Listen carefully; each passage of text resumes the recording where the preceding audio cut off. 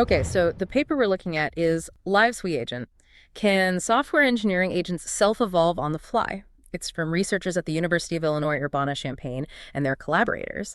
And if you're tracking LLM agents in software engineering, this is a really massive step forward, not just in performance, but in how we even think about building these things.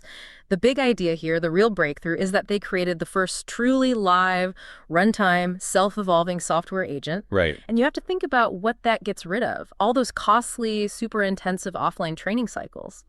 Gone. This agent refines its own code, its own tools right on the fly while it's actually solving a problem. It's a huge shift. It's a difference between static optimization and true dynamic adaptation. Live-SWE-agent starts out with this remarkably simple setup. We're talking just the mini SWE-agent scaffold with basic command line access. Almost nothing. Almost nothing. But then, as it goes, it starts to create, to synthesize, these specialized custom tools that are tailored exactly to the bug it's trying to fix. And the results really speak for themselves. This live approach gets a 75.4% solve rate on the SWE-bench verified benchmark. That alone puts it ahead of all the other open source baselines right now. And that's not even the most impressive part. No, because on the much harder SWE-bench Pro benchmark, it sets a new state of the art, 45.8%. And the kicker is, this massive performance jump comes with almost no overhead and critically zero offline training costs. That last point is really the whole context here. Mm-hmm. We all know LLM agents are a big part of the future for software development, but the sheer complexity of designing these agent scaffolds by hand has just been a massive hurdle. Absolutely. When you look at an agent that's been, highly optimized by hand, like the original SWE agent, it's just stuck. It has a fixed design, a static set of actions. You're trying to design for this infinite space of possibilities. You can't. You can't. And that's how you end up with, 7,000 lines of hard-coded logic. That's just crushing technical debt. And the agent is always going to be suboptimal for those weird niche tasks it wasn't designed for. Exactly. The existing agents, even the powerful ones, are all built on this assumption that an agent's abilities have to be static. So when they run into some super specific file format or a weird error that their tools don't handle, they just, they break down or waste a ton of tokens trying to figure it out. And we've seen attempts at self-improvement before, but they were just so expensive, right? They were more like a cool academic idea than a real scalable solution. You mentioned the Darwin Gödel machine, DGM. Right, and DGM tried to do this. But the key difference is that it was all offline. The evolution part was treated like a pre-training step or a fine-tuning job. So incredibly resource-intensive. Oh, astronomical. The paper notes that a single run on a benchmark cost something like $22,000. And it took, 12,231 hours of offline training just for these small improvements. And what did you even get for all that? You got an agent that was super specialized for the training benchmark, but it often completely failed to generalize to anything else. It was a dead end. A massive compute sink with very little ROI in the real world. So the problem was seeing improvement as this expensive data processing task. Live-SWE-agent just sidesteps that whole trap. That's the paradigm shift. We're moving from this idea of an agent as a fixed thing to, realizing that the agent is just software. It's prompts and tools. And a good LLM can actually modify its own software while it's running. Okay, let's really dig into the methodology because this is where the clever part is. They didn't try to get it to redesign its entire brain at once. No, exactly. They focused on what they call the most essential part of the agent. It's tooling. So Live-SWE-agent starts with this intentionally minimal base. Think of it as a minimum viable agent, just basic bash commands.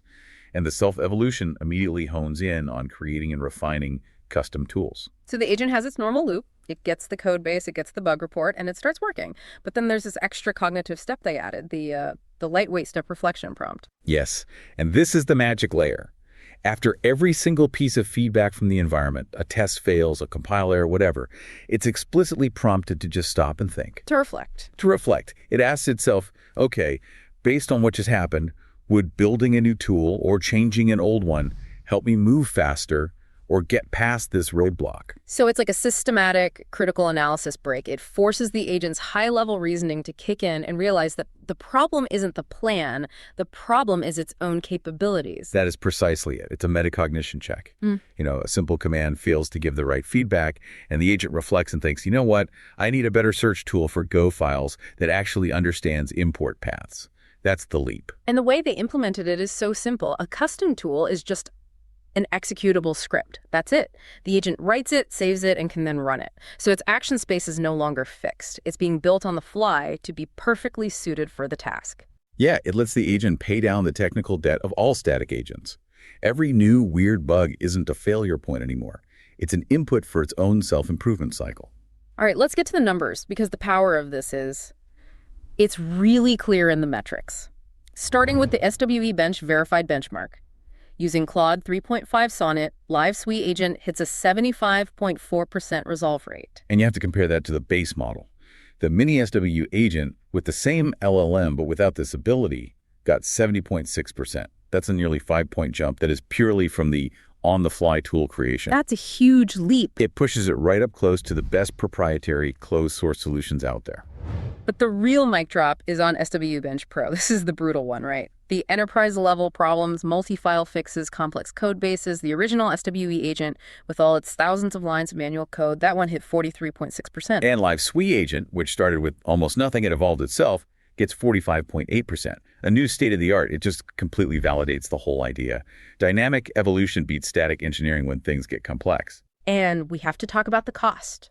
For that 75.4% result, the average cost per issue was just 68 cents. It's incredibly efficient. And now let's circle back to DGM, that old self-evolving agent. After all that training, all that money, it got a 53.3% on a subset of the benchmark. Live-SWE-agent, with zero offline cost, got 65.0% on the same subset. It's not just better, it's a different world. It's a totally different category of resource management. It means this kind of research is now practical for, basically everyone. Okay, so let's zoom in on the tools themselves. The analysis showed they aren't just like cookie-cutter scripts. They are highly customized. Yeah, the TS&E visualizations of the paper are really cool. They show that even tools with the same name, like edit, are actually quite different depending on the task. You even see clusters of tools that are specific to a certain code repository, like for open library tasks. It's deep adaptation. Let's talk about one of the custom edit tool. This really highlights a subtle but devastating failure mode of using generic tools. If you use a basic command like met to replace some text, that'll often just return a success code, a 0, even if it didn't find the text to replace. And that silent success is an agent killer. The agent thinks, great, I fixed it, and then moves on, completely wasting its time and tokens going down the wrong path. But the custom tool the agent built for itself doesn't do that. It explicitly prints a warning if the text isn't found. The agent literally identified and fixed a bug in its own core utilities. That's self-evolution in a nutshell. It learns from the limits of its own environment. Another great one is the custom search tool. As a developer, if you want to do a really focused search from the command line, it's a mess. You're chaining grep and find and pipes. It's so brittle. It's horrible. Yeah.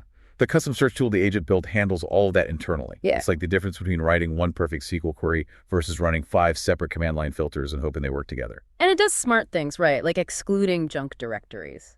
Exactly. It automatically ignores things like PyCache and node modules that just bloat the context window. It also shows a couple lines of context around each match. And this is really smart. It limits the results to the top 20. Which is a huge deal for managing the context window. That's the silent killer of efficiency for these agents. It is.